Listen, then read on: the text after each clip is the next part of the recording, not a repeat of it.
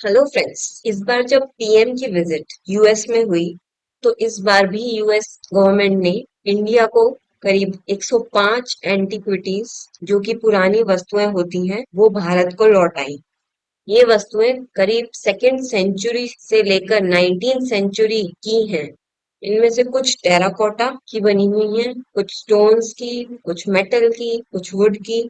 Would की वस्तुएं देख के हम ये जान सकते हैं कि हमारा पुराना जो इतिहास है वो हमसे टेक्निकली भी कितना स्ट्रांग होगा, जो कि इतनी पुरानी वुड अभी तक सही सलामत है। ज्यादातर मूर्तियां देवी देवताओं की ही हैं। तो इससे ये भी पता चलता है कि हिंदू धर्म कितना पुराना धर्म है।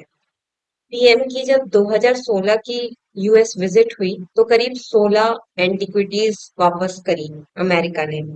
फिर 2021 में 157 वापस करी। फिर 2022 में 307 एंटिक्विटीज वापस करी। और इस बार 2023 में 105 एंटिक्विटीज वापस करी। यानी टोटल अगर देखें तो 585 एंटिक्विटीज अभी तक अमेरिका हमें वापस कर चुका है। अगर मार्केट रेट देखा जाए तो इसकी कीमत $4 मिलियन से भी ज्यादा है। $4 मिलियन को अगर हम रुपीस में कन्वर्ट करें तो ये अप्रोक्सीमेटली 33 करोड़ ऑफ रुपीस होता है। यानी हमारे देश को अप्रोक्सीमेटली 33 करोड़ रुपए का फायदा हुआ। तो ये भारत के लिए एक बहुत अच्छी अचीवमेंट है। और यह ये भी दर्शाता है कि यूएस और इंडिया के रिश्ते अब बहुत अच्छे हैं। और डेफिनेटली 90% एफर्ट मोदी जी का ही है इसमें। ये न्यूज़ है अर्थ को लेके। पहले हमारी अर्थ को ब्लू प्लेनेट कहा जाता था, बट साइंटिस्ट ने 22 साल की रिसर्च में यह पता लगाया है कि अब 56% ओशियन हमारी अर्थ का ग्रीन हो चुका है। यह ग्रीन कलर उसे ग्रीन एल्गाई की वजह से मिला है। समुद्र में एक तरीके की काई जमने लग गई है समुद्र के सरफेस पे। इस काई को फाइटोप्लैंक्टन भी कहते हैं। ज्यादातर ये इक्वेटर रीजन में ज्यादा हो रही है। तो जो अभी की सैटेलाइट इमेजेस निकल के आ रही हैं उसमें अर्थ का बहुत सारा पार्ट ग्रीन नजर आ रहा है। फाइटोप्लैंक्टन्स के अंदर क्लोरोफिल होता है। दूसरे समुद्री जीव इसे खाने के रूप में प्रयोग भी करते हैं। साइंटिस्ट का मानना है कि ये इकोसिस्टम डिस्टरबेंस इसलिए हो रहा है क्योंकि टेम्परेचर इंक्रीज हो रहा है। और टेम्परेचर ग्लोबल वार्मिंग की वजह से इंक्रीज हो रहा है। और ग्लोबल वार्मिंग पेड़ों के कटने से, पोल्यूशन से और बाकी सारी मैन मेड एक्टिविटीज से हो रही है। यानी समुद्र का इकोसिस्टम पूरी तरीके से डिस्टर्ब हो चुका है। साइंटिस्ट ने कहा है कि इसके बारे में और जानकारी निकालने के लिए कम से कम 40 साल तक उन्हें ऑब्जर्व करना पड़ेगा समुद्र को। ये न्यूज़ है आर्ट गैलरी के ऊपर। हाल ही में राष्ट्रपति द्रौपदी मुर्मू ने एक ट्राइबल आर्ट गैलरी का उद्घाटन किया राष्ट्रपति भवन में अपने 1 साल टेन्योर पूरे होने के उपलक्ष्य में।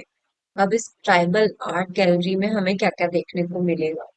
इसमें जो फ्रीडम फाइटर्स जिनके बारे में किसी ने सुना नहीं, जो ट्राइबल लोग थे, उनके बारे में जानने को मिलेगा। ट्राइबल का मतलब है आदिवासी। यहाँ आपको ट्राइबल आर्ट भी देखने को मिलेगी जिसको डोगरा बोलते हैं। यहाँ पे म्यूजिकल इंस्ट्रूमेंट्स भी हैं जो ट्राइबल लोग यूज करते हैं। आदिवासी लोगों के द्वारा जो चीजें बनी होती हैं जैसे कि बांस की बनी हुई टोकरियां, कपड़ा, पेंटिंग, ज्वेलरी भी देखने को मिलेंगी। यहाँ पे मेटल वर्क और वेपन्स भी देखने को मिलेंगे जो वो लोग रोजमर्रा की जिंदगी में यूज करते हैं।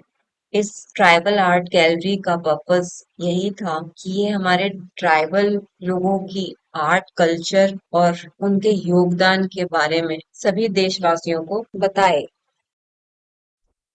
ये न्यूज़ है लैंडस्लाइड्स के ऊपर। हाल ही में आपने देखा होगा कि महाराष्ट्र में एक लैंडस्लाइड हुई है रायगढ़ विलेज में। इसमें करीबन 70 से भी ज्यादा लोग लापता हैं और 27 से भी ज्यादा लोगों की मृत्यु हुई है। अब ये लैंडस्लाइड्स होती क्यों है? लैंडस्लाइड होता है जब बहुत बड़ा पहाड़ का टुकड़ा अपने आप पे फिसल के नीचे गिर जाए, उसे लैंडस्लाइड कहते हैं।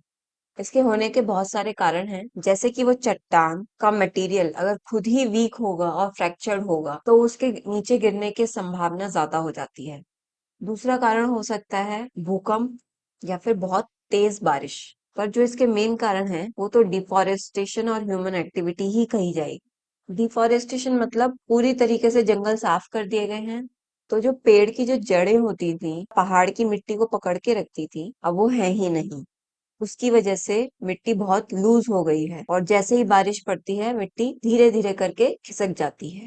इसके अलावा जो वहां पे कंस्ट्रक्शन का काम चल रहा है, जैसे ड्रिलिंग हो गई, जमीन में छेद किए जाते हैं, या फिर बॉम्ब ब्लास्टिंग हो गई, जैसे कि अगर सुरंग बनानी है तो बॉम्ब ब्लास्ट किया जाता है जिससे कि वो एरिया खाली हो जाए।